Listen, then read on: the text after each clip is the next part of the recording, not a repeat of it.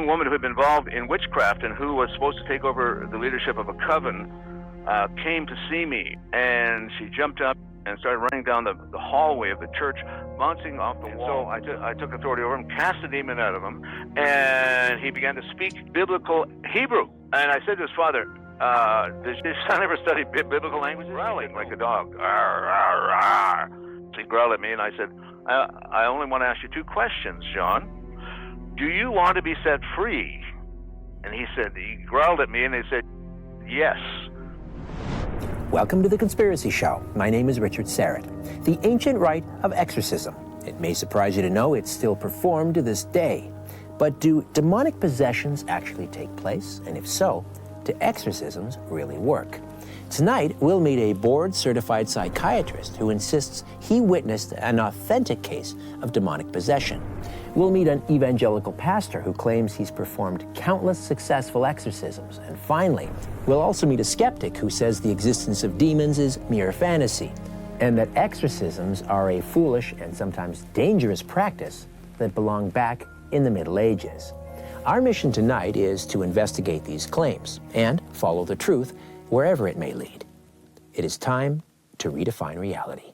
Genetic enigma or a human alien hybrid? That's two gunmen, one was firing from the nose. Mainstream media technology can alter weather patterns. Created by the corporation. Mystery, not man. There's something wrong by the Illuminati. There's no doubt.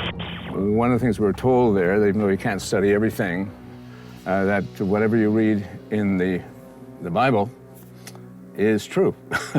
But I didn't expect this part to be true.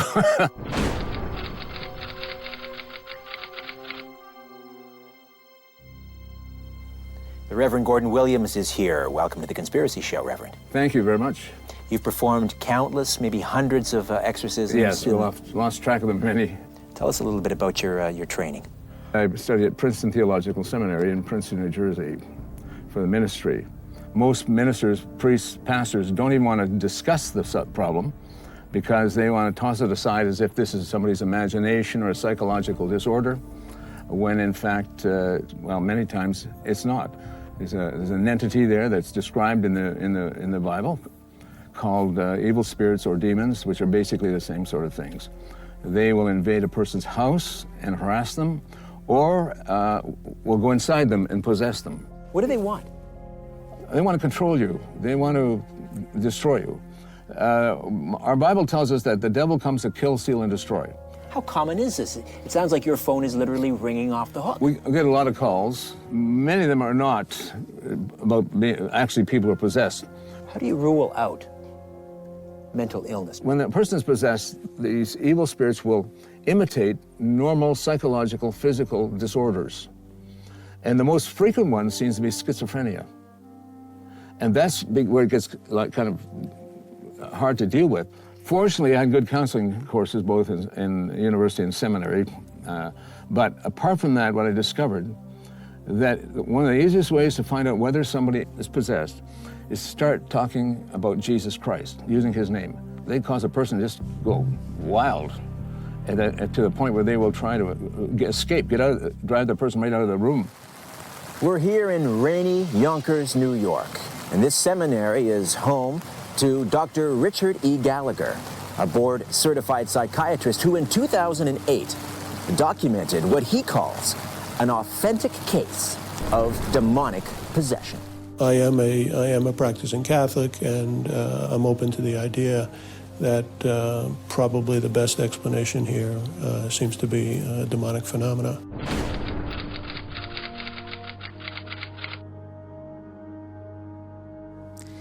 Tell me about the case of Julia, not her real name. She called herself a member of a satanic cult. I believe satanic cults are very rare, but I think she was the genuine article. And she sought out the help of some priest because she was worried about her involvement with the cult at that point, but she also thought that she was probably possessed. The priest asked myself as a board-certified psychiatrist to talk to her. The traditional criteria, and this has been the traditional criteria of many churches, especially the Catholic Church for centuries, that one should have a doctor see the case, generally, and that certain signs, in addition to the trance state with the voice, which expresses hostile and irreligious comments, you will often expect to see abnormal strength. You will expect to see some kind of hidden knowledge, be able to speak in foreign languages. All those features were clearly present in this case. Joining us here on The Conspiracy Show is the priest who performed the exorcism on the woman we're calling Julia. Now, for the purposes of this interview, we'll identify him as Father A. Father A, can you tell me about your first meeting with this woman we're calling Julia? The priest called me with regards to phenomena that had taken place. He asked me if we would talk. I said, sure, no. And he put her on another phone. She was very sarcastic. What led her to believe she might have been demonically possessed?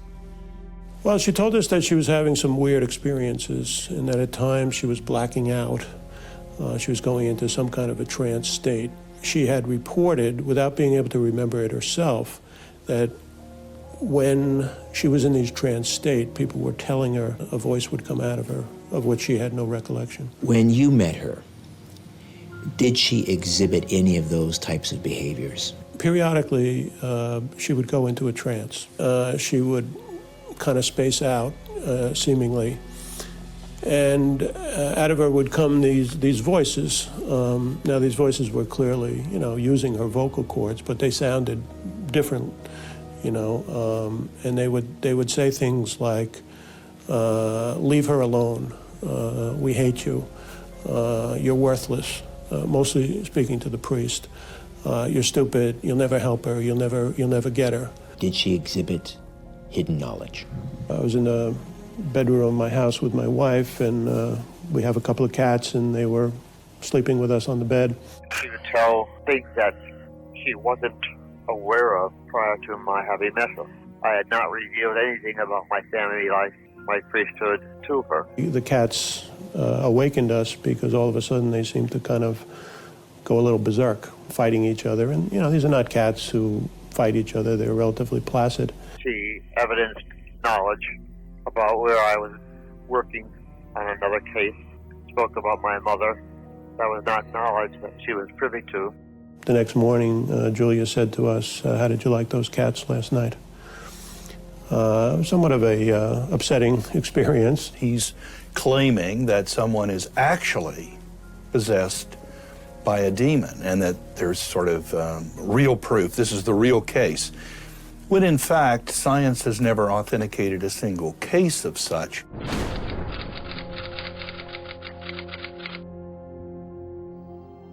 Joe Nickel is here from the Committee for Skeptical Inquiry. I had a conversation with a board-certified psychiatrist by the name of Dr. Richard Gallagher, who practices in Valhalla, New York. And he wrote a piece in a Catholic publication, I believe it's called the New Oxford Review.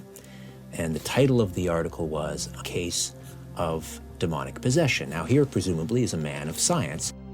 But because one person is convinced, and he may, I don't know whether he's a Roman Catholic or has, some other background, but I mean, there are eccentrics in every field of science. Many of them looked at askance by their peers. Anthropologists who believe in Bigfoot and go out and make the most outrageous and silly comments to the criticism of their peers. I just would want more information. I think the burden shouldn't be put on skeptics to explain something that's not well reported. Explain the methods that you used in order to determine that she was not, as you say, psychiatrically disturbed. Well, I'm a very experienced psychiatrist, so essentially I just did a normal psychiatric exam and interview. She was a very logical person. She was not in any way psychotic. She was not particularly depressed. There were several other mental health people who concurred with my feeling that this was not a person with psychiatric issues. We don't know why there were noises in the old house. Therefore, it was a ghost. We don't know what the bright light in the sky was last evening. Therefore, it's a flying saucer from Mars. Now, you can see right away this idea of saying, well, we don't know, therefore, we do know. It's nonsense. What would you say to a skeptic who might suggest, well, Dr. Gallagher is a Roman Catholic, so of course he has a certain bias, which might lead him to conclude that this was an authentic case of demonic possession? I come from the Catholic tradition, which some of whose members believe in this stuff, some of whom are skeptical. People should keep in mind that 70% of Americans, believe in the devil, and that's a large percentage. So my beliefs in this area, I think, are a bit more mainstream than many people would suppose. And I know quite a few doctors and psychiatrists, including the chairman of my Department of Psychiatry, who was the former president of the American Psychiatric Association, who absolutely believes in the same things I do. Typically, someone who's possessed, will they levitate? After I'd previewed the movie The Exorcist, I got a phone call from a woman who said that what she saw on the screen was what had been happening to her 3-year-old daughter. And I got there, and the little girl was sitting still in a crib, bouncing like a basketball. In other words, she wasn't jumping herself. She wasn't moving a muscle. And as she was moving up and down, she was cursing and swearing. What about superhuman strength? Ah, yes.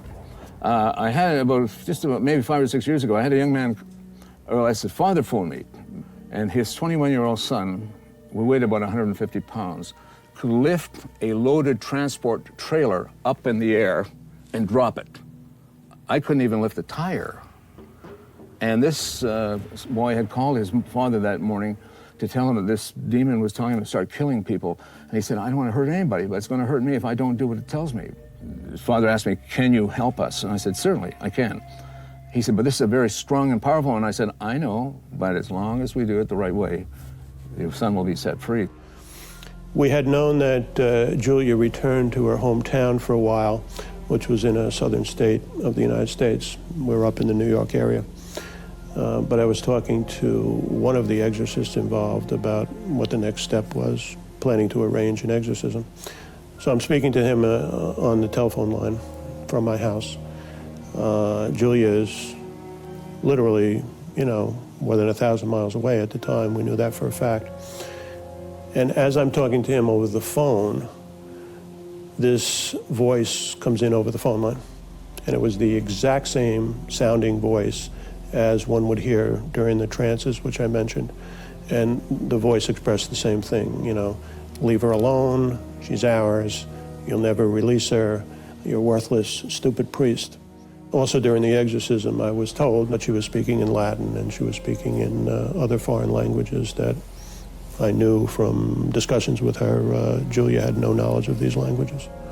These people can be interviewed. I mean, people don't have to take my word for it. These people would confirm this story. Dr. Gallagher, once again, is not a linguist. He's claiming that okay, she spoke in these languages. She says she didn't know them. This is nearly a miracle. Well, not really. And when real linguists have studied this whole phenomenon, none of it is inexplicable to science.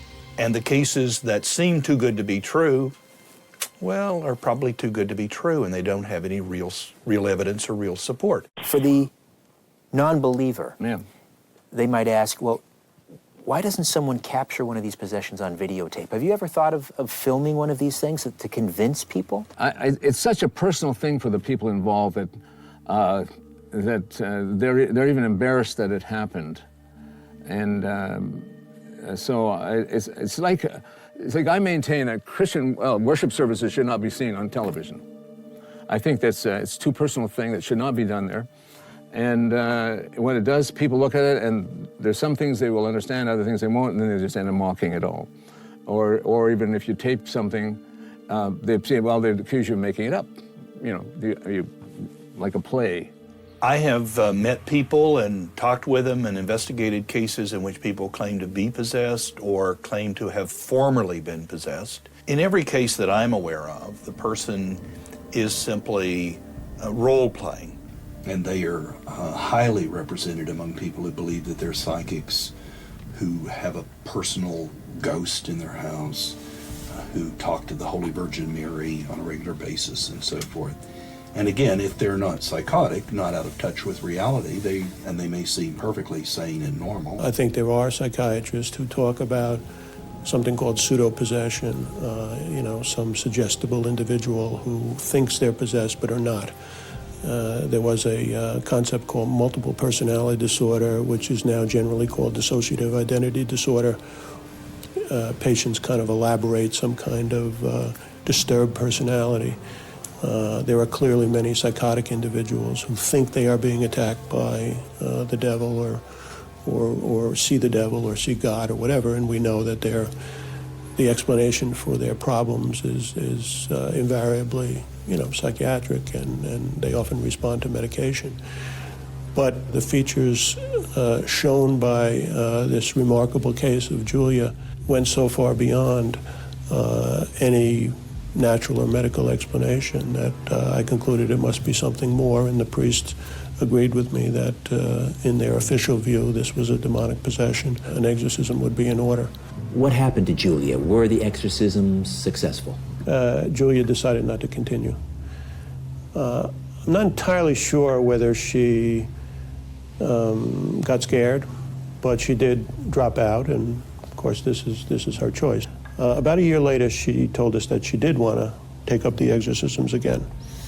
And the priest who most closely worked with her, he asked her, well, why do you want to resume at this point? And Julia said, because I'm dying, because I've been diagnosed as having cancer, and I really want to be delivered before I die. So I spoke to Julia on the phone.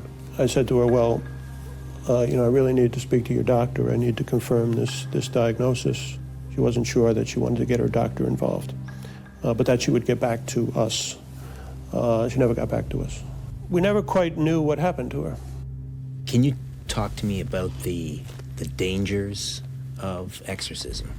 We could be ignorant, superstitious, believe dogmas, be superstitious, believe in the supernatural, believe the devil's going to get you, and that may be good for business for a particular religious dogma, but it's anti-science. The good news about it is this: if there are no demons there, there's no harm done. People have actually died during exorcisms, but it's dangerous to our whole culture. It represents a lapsing back into a kind of medieval mindset. Don't necessarily believe me. I'm just stating what a number of the people who are involved with myself could easily state as well. Decide for yourself. But when I say decide for yourself, don't just parrot the beliefs of your family or your educational system. Really keep an open mind, look at the facts, decide whether the facts have some credibility, and then make up your own mind. That would be my advice. I don't know about you, but when a board-certified psychiatrist goes on record as saying he witnessed an authentic case of demonic possession, I stand up and take notice. I spoke by phone to Father A. He corroborated everything that Dr. Gallagher said, from Julia's levitation to her knowledge of Latin to her frightening paranormal abilities. And what are we to make of the Reverend Gordon Williams, a graduate of the prestigious seminary at Princeton University? Is he making this all up? And Joe Nickel, he presented an articulate, well-reasoned argument against demonic possession. Reason and scientific inquiry are invaluable and absolutely necessary. But do reason and scientific inquiry even apply? Can they even apply when we're talking about the spirit world, the supernatural? The French poet Baudelaire wrote that the devil's greatest trick was to convince the world he doesn't exist. I believe we ignore that at our peril. And now, we'd like to know what you think. You can contact us here at The Conspiracy Show through our website, www.theconspiracyshow.com. In the meantime, don't be afraid. Move over, Aphrodite, I'm coming home. Good night.